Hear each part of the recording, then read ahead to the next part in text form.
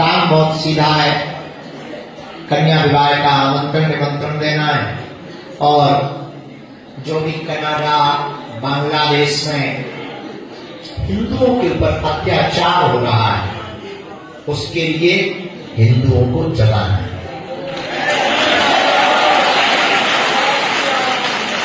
भारत में तो हम आप लोगों को अभी बचा सकते हैं आपके साथ, लेकिन वहां कैसे हम जा पाएंगे? इसलिए हमने सोचा है कि उनको बचाना बहुत जरूरी है, उनके बच्चों को भी बचाना बहुत जरूरी है। ये हमारी बहन आई है, बहन भी है, भैया भी है, नेपाल इस समय तक हिंदू राष्ट्र था, ये दीक्षा भी नहीं, लेकिन आज ये हाल है कि वो हिंदू राष्ट्र नहीं बचा।